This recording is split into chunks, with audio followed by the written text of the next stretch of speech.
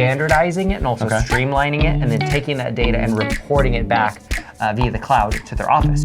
And now to be able to just beam that over the cloud, that obviously is going to save some time, which it sped up the time that the information would get back to the office. This helped them save money.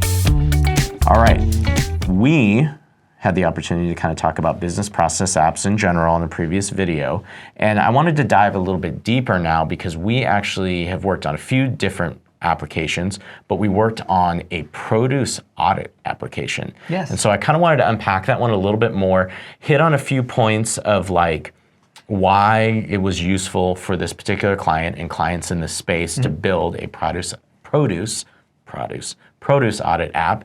And then also, without giving away too much of the secret sauce, we'll kind of talk about some key features that have been built across some of these applications. So number one for us, and we can unpack this a little bit more, was with this produce audit app for the clients that we've worked in the past, this helped them save money. And saving money, as with not only produce apps, but pretty much lots of things that you build, if you have an opportunity to save money, you kind of go for it. So unpack this produce audit app a little bit, kind of what it did and how we think we save some money. Sure. So the produce audit app was designed for inspecting companies who go to packing houses, produce packing houses. And so the idea was they had a lot of pen and paper process. They had to go there and grade all the produce, see what standard it was up to. And the idea was that the stores that were purchasing this produce, they wanted an independent company to come in and say, yes, it is in fact of the quality that we are buying, kind of thing. Gotcha. So they had a lot of, clipboards and things like that they would use. We took all that, made an iPad app with the intention of not automating data collection, but I would say standardizing it and also streamlining it, and then taking that data and reporting it back via the cloud to their office so they could generate the reports, get this data back to clients in a very usable manner. Gotcha. That makes sense. So obviously, when you're taking that process from pen and paper, for them, that's a lot of human interaction with a lot of physical elements in the world that now, as I understood it, had to physically get back to an office to go to some sort of an admin or someone to actually input a lot of that data. And now to be able to just beam that over the cloud, that obviously is going to save some time, which I'd say is point number two. It saved them time, which in turn helps save money. So what other things did we do to kind of help save time, through this process? Or what kind of things overall can help save time when you're auditing these kind of, produce and general ag foods type stuff? Well, by allowing them to enter this information into their mobile devices. In real time. In real time, right? It sped up the time that the information would get back to the office. It just helped reduce error and things like that. It made sure that fields were filled out, that they didn't have to go back because they forgot something, that things were within valid ranges. So it saved time by, I would say, removing some of the potential for error with the human element, and also by just being able to transmit the data over the internet. Interesting. Let's unpack that number three a little bit, kind of fewer mistakes. Definitely. What kind of things can you make mistakes in when you're obviously doing an auditing process? Right. Well, for one, it's handwriting, right? So it could be unreadable. Oh, yeah. So that's completely possible. You could just be distracted and miss a step, transpose things into the wrong fields, different things like that. So when we're dealing with an inspection form, if there's, what we'll do is we'll ask the client, what are the valid inputs for each particular field? Some of them are just free-form text. It could be anything. Others are, no, this needs to be a grade between 1 and 5. And we can make sure that they do that. And with one of the projects we did, they actually wanted to be able to see how the grades were accumulating in real time as they filled out the reports or the inspections. And so we were able to do that and say, here's the adjusted numbers as you go through, where, of course, if you're doing that pen and paper, it would be impractical to go retally everything as you go to show progress, things like that. You can even, obviously when you're dealing with a digital form, you can even, as we've all seen, when you fill out form entries, have required fields and things like that. Absolutely. And not that anyone is doing anything, nefarious, but it's like you can actually enforce the people that are working within the application and are doing these audits and are looking over this produce to physically have to put something into a particular field before the process is even going to push forward. You can enforce the process. You can enforce the process, exactly, which in and of itself is going to create fewer mistakes for you.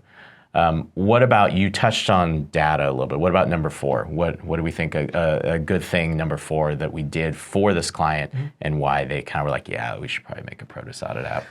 Well, it allows your data to be stored in a database which you own. So you essentially own your data at that point, right? Okay. Like maybe you had your data in a filing cabinet, or you had your data sprawling over a series of emails or PDFs. But now that it's in in your database in one place, you own that data. You can run analytics on it. You can do data mining. You could decide 2 years after the fact, hey, we want to find out, what are these trends? We can go back and look at it. That would be basically impossible if it's not in an electronic format. Yeah. It would just sort of be based on someone's experience and intuition rather than being able to actually mine this data. So being able to own your data is super valuable, both for historical data and just kind of new data coming through. That makes sense. And for ag specifically, and even, if you're dealing with the produce audit app, depending on, obviously if you're going with something off the shelf, or like in our case where we're doing a custom build, owning your data, obviously, because we custom built it, but even, some of these apps, that talk about all this ownership and stuff, at the end of the day, the company still owns your data, and they're marketing it out and they're doing stuff with it. So being able to custom build something and truly own your own data is a very big piece. Definitely. Especially in the ag space, because as I understand it, it is a very common practice to not necessarily have access to your data. So real quick, let's hit about like 5 features here that were kind of key features as we kind of broke this stuff out. So number 1, we really touched on it already, so I don't want to unpack it too much more, but we did standardize forms a lot. But let's just unpack it very briefly. Yeah. So if you've got forms that you fill out as part of your produce inspections, then that's a pretty big queue that you've got to process, right? Like you're filling this form from top to bottom. If there's no form, if there's no process, what are we trying to automate here? What are we trying to streamline? But if you're dealing with forms, presumably those things are supposed to be filled out in a certain way, in a certain order, and then something done with that information. Gotcha. What about number 2? What's something we did in number 2? So another one would just be the ability to add notes, right? So there's going to be the forms. There's going to be always kind of those standard questions we ask, but there's going to be exceptions too, or there might just be a reason to note that there is an exception to the norm here. So that's part of the challenge with streamlining these processes is the software will make the processes fairly rigid, which makes sure that they're followed. But then we realize that there's exceptions to the rules, right? And so by allowing people to enter notes, they can just kind of document additional things, answer additional questions, write additional questions for someone back at the office. So yeah, free-form notes are common. Yeah, so taking something, that has always been a very hands in the dirt, kind of process, within ag and within produce specifically, kind of, mechanize that and machine it a little bit, and then be able to put the human element back with notes. And we see a lot of, we like to look at people's filled out paper forms, and we see a lot where there's boxes checked, boxes filled out, but there's always that the little note scribbled in the corner with the error that's this, so we realize that the form can't account for everything. So. Gotcha.